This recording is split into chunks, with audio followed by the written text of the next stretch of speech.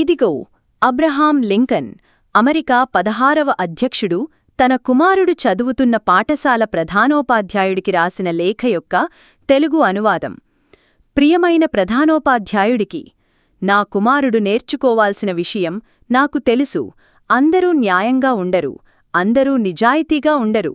కాని ప్రతి దుర్మార్గుడికి ఒక వీరుడు ఉంటాడని, ప్రతి స్వార్థపరుడైన రాజకీయ నాయకుడికి ఒక నిజాయితీగల నాయకుడు ఉంటాడని, ప్రతి శత్రువుకు ఒక మిత్రుడు ఉంటాడని అతనికి నేర్పించండి. అది సమయం తీసుకుంటుందని నాకు తెలుసు, కాని $1 సంపాదించడం $5 లభించడం కన్నా విలువైనదని అతనికి నేర్పించండి. ఓడిపోవడం నేర్చుకోవడం, గెలవడాన్ని ఆస్వాదించడం రెండూ నేర్పించండి. వీలైతే అసూయ నుండి అతన్ని దూరం చేయండి. నిశ్శబ్దమైన నవ్వు రహస్యాన్ని నేర్పించండి. బలహీనులను భయపెట్టే బలవంతులు నిజానికి అతి సులభంగా ఓడిపోతారని అతను తొందరగా తెలుసుకోవాలి. పుస్తకాల అద్భుతాన్ని నేర్పించండి. కాని ఆకాశంలో ఎగిరే పక్షులు, సూర్యకాంతిలో తేనెటీగలు, పచ్చిక కొండతీరాలపై పూసే పువ్వుల నిత్య రహస్యంపై అతను ఆలోచించే సమయాన్ని ఇవ్వండి.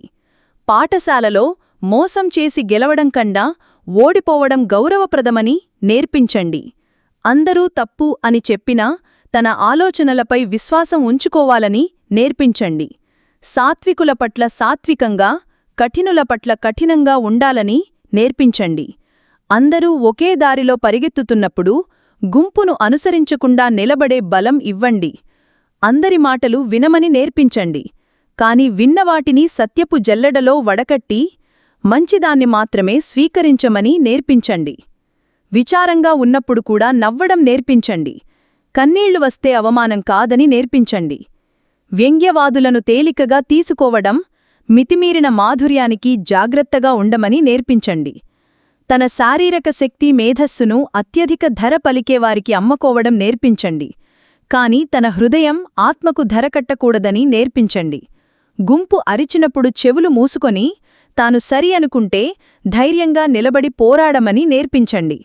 అతన్ని సున్నితంగా చూసుకోండి, కాని అతన్ని అతిముద్దాడకండి. ఎందుకంటే ఉక్కు మంటల్లోనే పటిష్టమవుతుంది. అతనికి ఓర్పు కోల్పోయే ధైర్యం ఉండాలి, ధైర్యంగా ఉండే ఓర్పు ఉండాలి. అతనిమీద గాఢమైన విశ్వాసం కలిగి ఉండమని నేర్పించండి. ఎందుకంటే అలా ఉంటేనే మానవత్వంపై కూడా గాఢమైన విశ్వాసం కలిగి ఉంటాడు. ఇది పెద్ద పని అని నాకు తెలుసు, కాని మీరు చేయగలిగినంత చేయండి. ఎందుకంటే అతను ఒక అద్భుతమైన చిన్నవాడు, నా కుమారుడు.